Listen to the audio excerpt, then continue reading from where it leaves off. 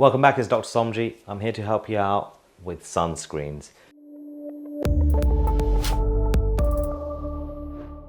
Sunscreens are the most important skincare ingredient. Forget retinol, forget vitamin C, forget peptides, God knows what, CBD oil, all of that stuff.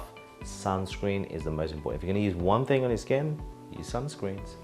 Mainly because it prevents pigmentation, prevents aging, stops inflammatory effects, and more importantly, reduces the rates of skin cancer, which you don't want, believe me.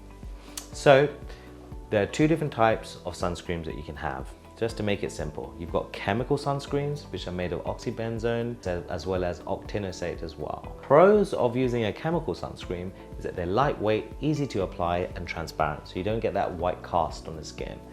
Cons is that it can cause irritation with certain individuals with sensitive skin, and oxybenzone has raised some health concerns in recent years. So most sunscreens that you're seeing on the market right now are having to be formulated mainly because of potential danger to the person using it, as well as environmental concerns as well, such as damage to coral reefs, etc. Then you've got physical sunscreens, which are mainly made up of titanium dioxide as well as zinc oxide. They reflect and deflect UV rays. The pros are you've got no risk of really irritation. They're quite nice and let's say calming to the skin. But the cons, really, you've got this white grey cast that people are like, does it cast, does it? Well, look, forget chemical, forget physical, just combine them, okay? Now, a lot of people have concerns with chemical sunscreens. I would say this to you, the regulations that I've encountered making my own skincare over the last 2 years with sunscreen are really up there. They're very strict in terms of the amount of things that you're putting into your products. So most things that are on the market at the moment are very safe, and you're using very low quantities of it. So even though something might be proven to have a detrimental effect to the body, if you're putting a very small amount, it's not going to harm you.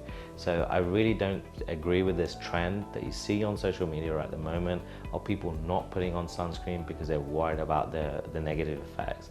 Believe me, if you don't put SPF on, you'll get skin cancer, and that is a serious thing. And it's really important that we practice good sun protection and not overexposure to the sun. So my top tip is use a product that has a combination of physical as well as chemical, and we're going to go through some examples of products that I've chosen that are definitely talking points, and you might decide to incorporate within your regime as well. So what are my top tips for actually applying sunscreen? Well, apply sunscreen 30 minutes before sun exposure. Use the 4-finger rule. What is the 4-finger Dr. Somji rule, you ask? Well, we've got this Dermalogica sunscreen, which is a nice SPF 30 with high protection, protects against UVA light, and is primarily chemical in terms of its sunscreen, so it will absorb very easily. But if you see, you're going to use my 4-finger rule. Believe it or not, that is enough for your face and neck. It might seem like a lot, but once you moisturize it in, it's going to be enough. So you really want to work that in. And I'm going to try and do this in my beard to show you how long it actually takes. I'm going to have some guidance from the cameraman in terms of telling me whether I look crazy like a ghost or not. Do I still look like a ghost? I still do, don't I? So far, I'm looking like a ghost.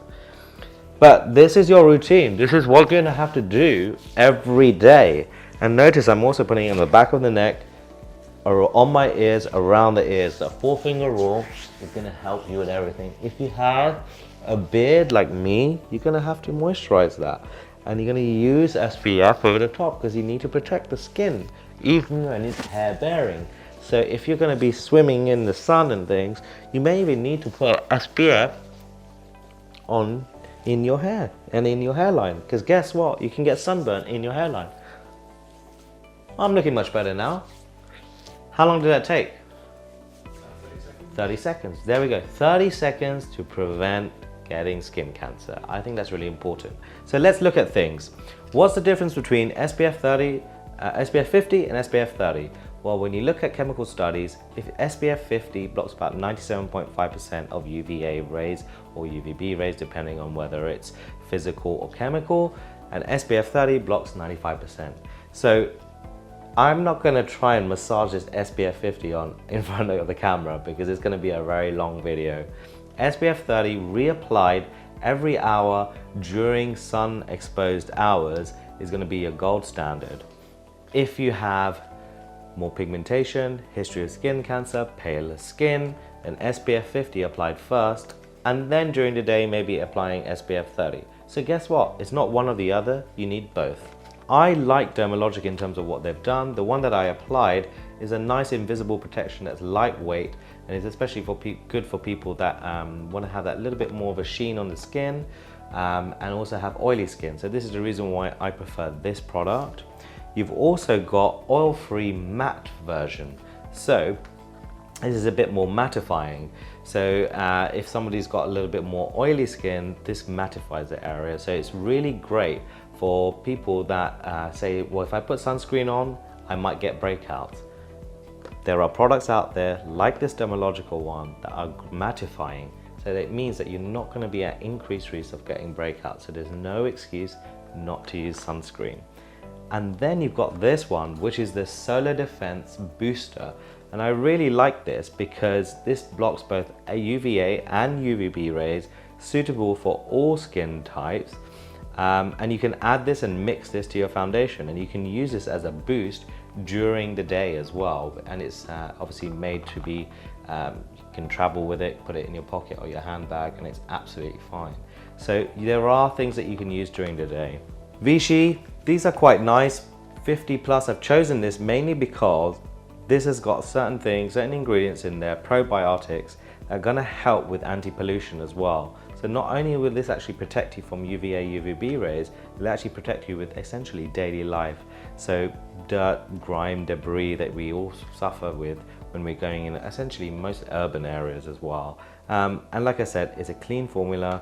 It's actually really nice where they've included those probiotics, which is not only protecting the skin, but also making your skin function much better as well. And it doubles up as a moisturizer, and it's absolutely fine in terms of comedogenic, but it also prevents you getting wrinkles, dark spots, etc. So that's a nice one that I really like to use.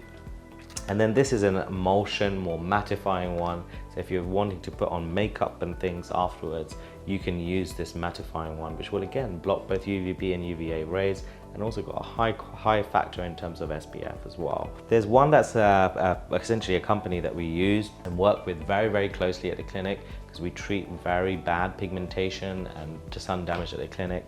Meso Aesthetic is great because they do an SPF 120 stick, which kind of blocks almost every UVA, UVB rays, and it's something, if you're prone to things like melasma, you want to use a much more stronger medical grade product.